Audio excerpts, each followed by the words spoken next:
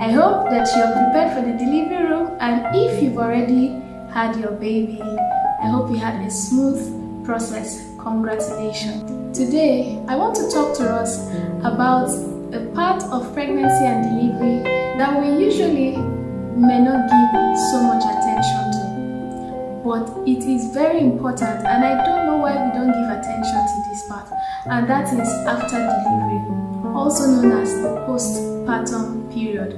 I've realized that a lot of us do not prepare for this time, and then when we get there, we are stressed, we don't know how to handle things, we're emotionally drained, and so let's talk about this so you can prepare rightly and you know what to do. The first thing you need to know for postpartum period is that you need adequate rest. Pregnancy and delivery are not just a walk in the park. Pregnancy and delivery can be stressful. You're going to lose some energy, you're going to lose some blood, and so you would require enough rest to recuperate and get yourself back. All the activities that come after delivery, you need to cut them down, or they can be done without you. Influx of visitors, countless people coming in, calls, messages. You may have to tone down those things so that you have enough rest and sleep to get energy.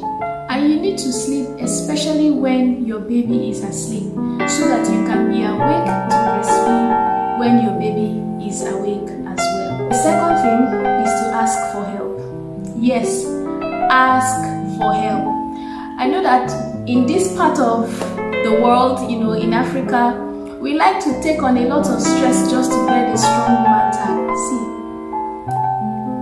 that's pride. There's no prize for it. Nobody is giving you a trophy.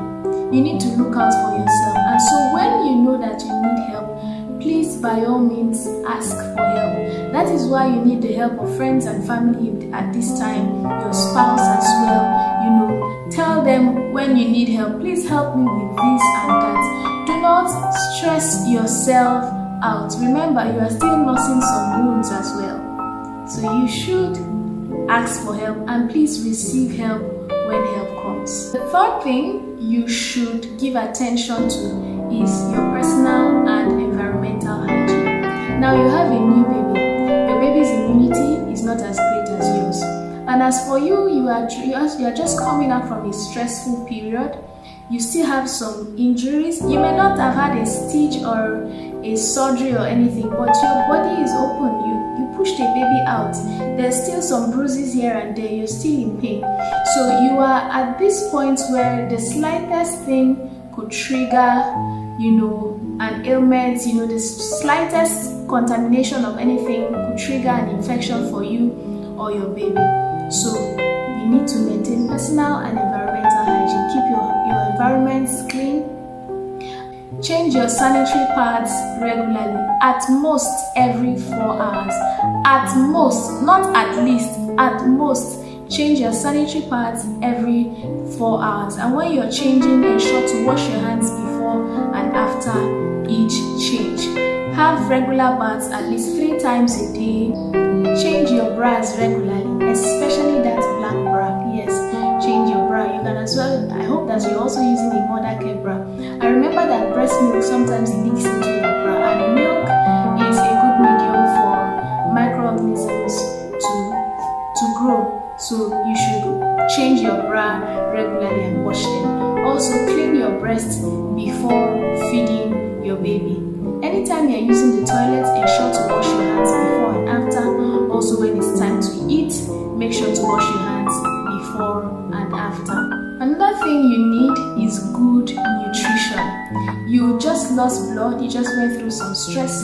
Aside from adequate rest and sleep, you need good nutrition to recuperate. You need to replenish the lost blood cells that you lost during delivery. You need to replenish the energy, the nutrients, and also you have a baby you are feeding. If it is the last nutrients that's left in your body, your baby will still suck it and you will be deficient. So it is whatever you put in your body that your baby is taking out. You are sharing nutrients with your baby, so you should have enough. Eat good food. And when you just put to bed a few days after delivery, it's advisable to take semi-solid or liquid foods. This will help you produce more breast milk, and also so that when you are going to use the toilet, you won't have hard stools. After a few days, you can commence with more solid food. And also drink lots of water. Try to incorporate fruits and vegetables in your food as well. The next thing is medications. Please don't just take any drug that was not prescribed to you by a healthcare provider. Whatever you are taking, your baby is ingesting through breast milk. You don't want to take the risk of taking just any drug because maybe you want to relieve pain or anything. Make sure it's prescribed by your healthcare provider. And also, if you visit the hospital for any reason at all, maybe aside your postnatal visits, and you need to be attended to, please tell the provider there that you are breastfeeding a baby. Now, this is another very important thing, which is mood changes. You may have some mood swings after delivery, and this is as a result of the stress and emotional demand that comes with postpartum, and also the hormonal changes. You may feel some symptoms like sadness, insomnia, unexplained crying. You may be easily irritated. You may feel restless, and so you need a lot of support. You need a lot of psychological and physical support from friends, from family, from your spouse. This is why you should be able to open up and tell them how you feel, and they should support you. I hope that you can also show this video to your spouse so they learn as well and know that these things are not abnormal. They are things that come with the postpartum. And if you are maybe slipping into depression, where you are beginning to have some extreme symptoms like apathy, there's lack of interest in your environment or in your baby, you begin to withdraw from people, you have thoughts of harming your baby, you do not want to breastfeed your baby anymore, and you don't even have interest in caring for yourself, you may just want to stay the whole day, you don't want to have your bath, you don't want to eat, you don't want to feed your baby, you should seek medical help immediately. You should seek medical help immediately, because sometimes these symptoms are known as postpartum blues, and if they are not well managed, they can degenerate to a mental condition known as puerperal psychosis. So you need to seek medical help immediately when you start having these extreme symptoms. The next thing you should give attention to is wound care. So after delivery, you know that you have some bruises down there, so you try to wash regularly. You go clean up after changing your pads. You pad, you rinse, and you dry with a disposable napkin. And please do not douche. You can also do what is called sit bath. That's sitting on warm water to maybe help you relieve the pain, soothe, and also whatever debris is in there, just bring it out. But women with stitches, women that did episiotomy, come forward. Listen to me, if you need to hold your ears, by all means do. Do not sit on hot water. I know a lot of us do this thing. When you sit on hot water after an episiotomy or any procedure that was done on you and you were stitched, you sit on hot water, the heat of that water will melt those stitches. Those stitches are not hard enough that they cannot be melted. The hot water will melt those stitches and you will have a wound breakdown.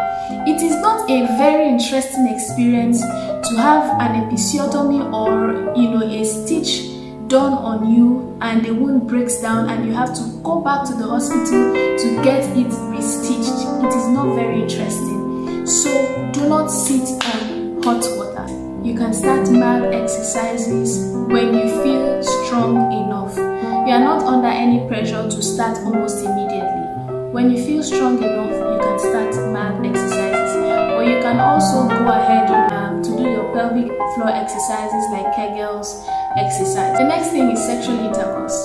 This is a very important part because a lot of people ask these questions. When can I start having sexual intercourse after delivery? The recommended time is 6 weeks after delivery, except there are complications or it is contraindicated by your healthcare provider. For women that had a cesarean section, please avoid strenuous exercises. Every day, clean and dry your wound. Also, wear loose and comfortable clothing. Do not use waist trainers, belly binders, or girdles till your physician tells you can do so. Take your medications as prescribed. And also watch out for signs of infection from the wound. This could be fever, there could be redness, there could be swelling, there could be pain around the wound site. Whenever you see any of these symptoms, please report to your healthcare provider. Dear mothers, after delivery, please attend your postnatal care visits. A lot of us don't. Immediately you deliver your baby, hallelujah, you've gone home, you are fine. Please, it is important to do so.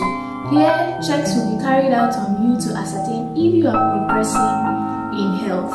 So it is important you do so. If there's any issue with you, it will be easily identified and promptly managed during your postnatal clinic visits. Also, take your baby to the clinic for immunization. Don't miss your baby's immunization days. This is very important to help your baby gain immunity over these communicable diseases that are prevalent among children under 5 years of age.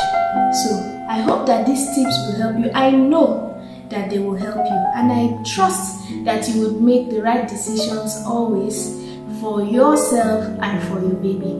Till we gist again, remember that I love you and I'm committed to your care. Do have a good one. Bye.